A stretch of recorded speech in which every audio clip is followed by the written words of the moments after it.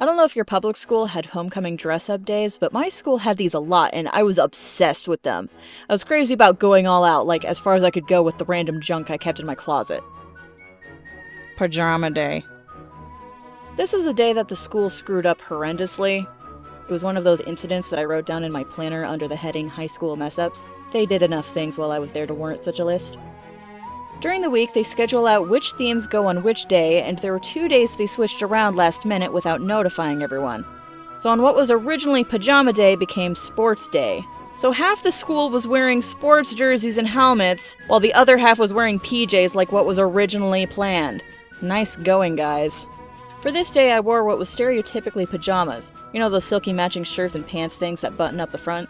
Those. I don't understand those. I find them very uncomfortable, especially for sleepwear. But that's what I wore, and by golly, was it a costume!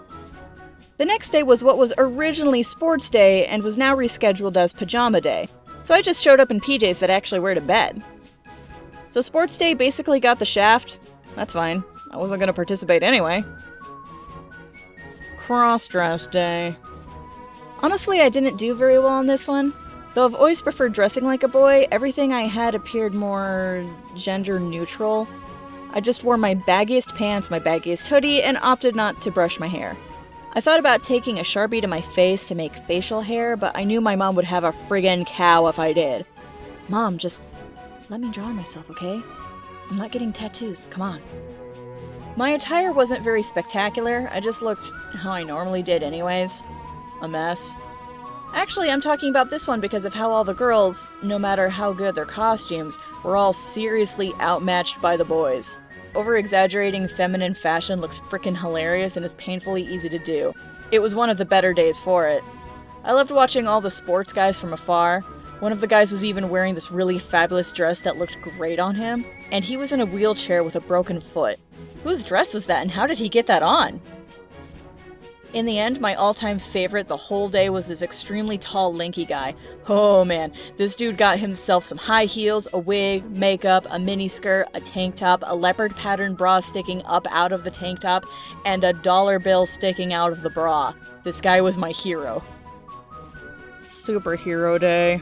I was so stoked for this one, and yet I had no idea what I was going to wear. I meticulously dug through my closet and put together every important piece that every great superhero has. A giant letter and a cape.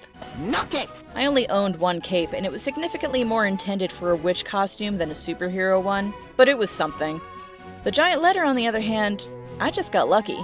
I had a t-shirt with a giant letter E on it. Why? Well, we have this project in girls' camp where we made t-shirts with giant letters until we spelled a word together, and I ended up making the E. But I now had in my hands a logo, a hero's emblem. With the mighty power of closet junk, I became... Well, now I had to come up with a superhero name. It's not that easy. But then I had it! I would become... Epic Woman! Yeah, when I was in high school, the word epic was in. Nobody uses epic anymore. So then I showed up to school in my new superhero uniform, ready to join the rest of my class in the League of Justice. But then, of course, I had to discover my superpowers! It didn't take long, actually. My superpower was to declare something as either Epic Win or Epic Fail! Again, that 2010 lingo is really showing. And then the ultimate challenge arrived. Something came up that was neither win nor fail. It was beyond my understanding. At lunch that day, I discovered a new power, one that will aid me in my battles for years to come. I could then declare things as... Epic Neutral! Yes, with these 3 powers at my disposal, I proved unstoppable! It was macaroni. The thing that I declared as epic neutral. It was macaroni.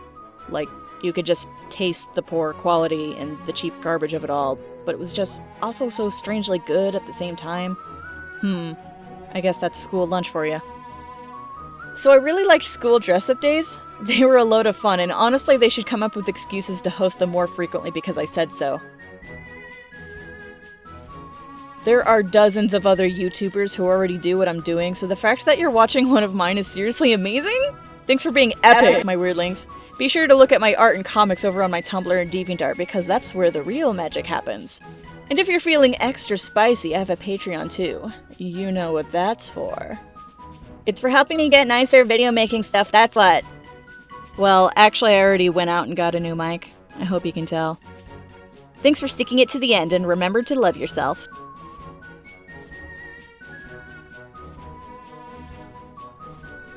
Because I'm epic!